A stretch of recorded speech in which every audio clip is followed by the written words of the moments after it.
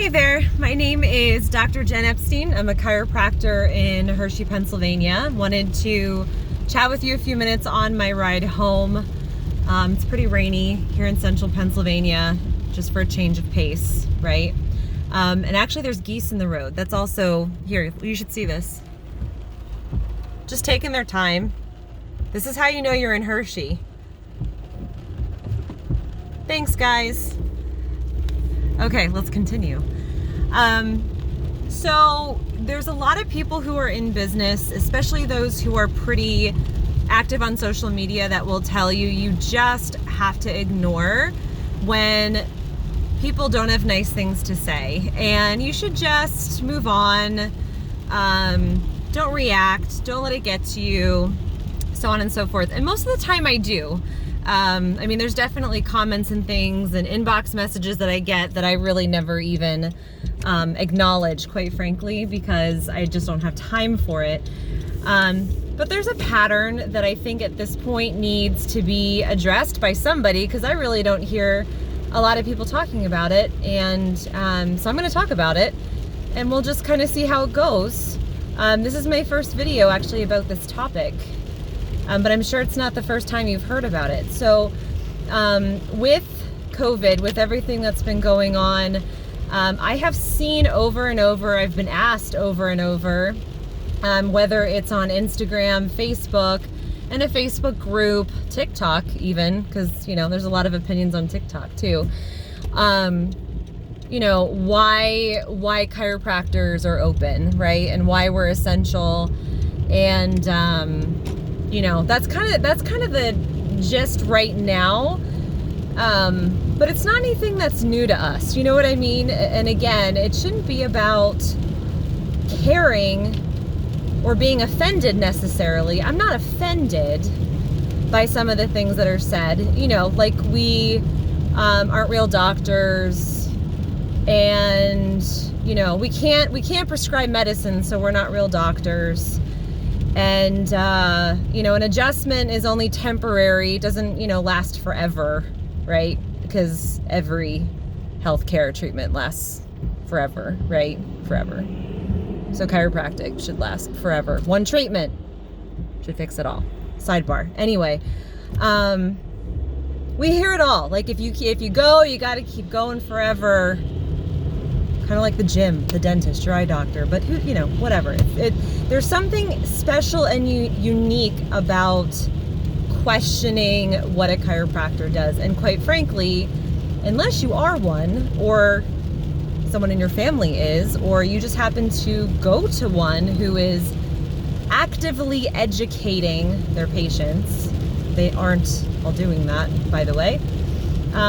You have absolutely no idea. In most cases, and most of your healthcare professionals have absolutely no idea what our training is, what our qualifications are, what we do, why we do it, how we do it. And here's the bottom line, folks. We're not going anywhere. We're not going anywhere, okay? Chiropractic has been around over a century. And we don't necessarily utilize or leverage billions of dollars to advertise. You're right. We don't do that. And maybe we're not as loud as, you know, other specialties out there. And that's okay. We don't need to be. We really don't have anything to prove after a century of being around. But those of you that have something to say about it, get educated first. I mean, you know, this one Google article about this one person that got injured by a chiropractor that was shared 627 million times because it was a chiropractor, doesn't mean chiropractors don't know what they're doing, right? What was it? 65,000 people died last year of opioid overdose. You know, that's more deaths, by the way, than has happened in a century of chiropractic care. Century.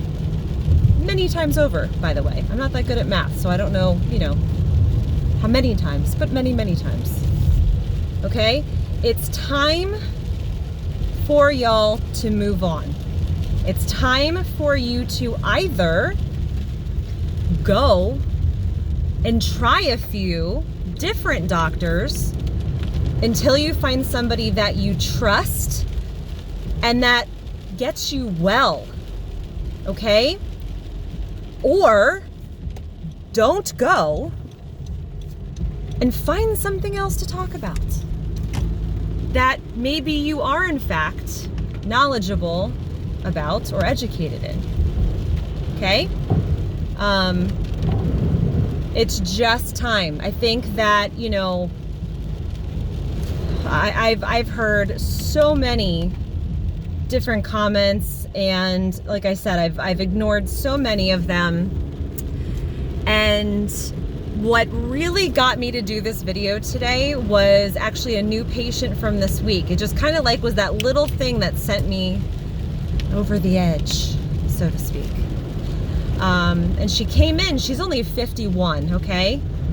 51, pretty healthy woman, using a walker, okay? She's using a walker, so I'm thinking to myself, she's got a neurological issue, maybe she had an injury way back that didn't heal properly. Who knows, right? There's all sorts of different things. I get her paperwork and I'm reading through it, and interesting enough, all I'm seeing is neck pain with some shooting pain or neuropathy going down her arm. And I can't find anything in her history to indicate why she would be using a walker. Okay? So I asked her when I went into the room, I said, listen, you're very, very healthy, seemingly, and a young woman, right? Why are you using a walker to get around? And her answer is not unlike many other patients that I get, okay? I went in, my neck was in excruciating pain, and I had pain down my arm. I had several tests done, and nothing could really be found. I had an MRI done. They told me they saw some arthritis. They prescribed 4 different medications for her and sent her to pain management. Okay? Now hear me. Pain management in medicine has a place in healthcare. It does. Okay? There are things that chiropractors cannot fix. There are things that your orthopedist cannot fix. There are things that your medical doctor, general practitioner, nurse practitioner cannot fix. Okay? Someday everybody's going to get over themselves and start getting patients well. At no point in time did any physician that came into contact with this woman say, have you tried a chiropractor? I want you to seek a chiropractor that is going to take x-rays and do a full orthopedic exam with you, and then even incorporate other conservative care like decompression therapy, maybe some stretching and rehab, and maybe collaborate and work alongside a physical therapist. If that does not work, then we will introduce chemicals into your body. That is malpractice. Okay? That's malpractice. And you know what? I don't believe it's intentional malpractice. I believe a lot of these docs don't even know. And that's my point. If you don't know, ask and find out and do the right thing. And it's not just when it comes to what a chiropractor does. I mean, if you spend 5 minutes on social media, everybody's an expert. And it's time to stop it.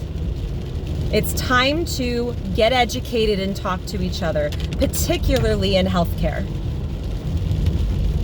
If we are going to get patients well the right way, we're gonna have to start talking to each other.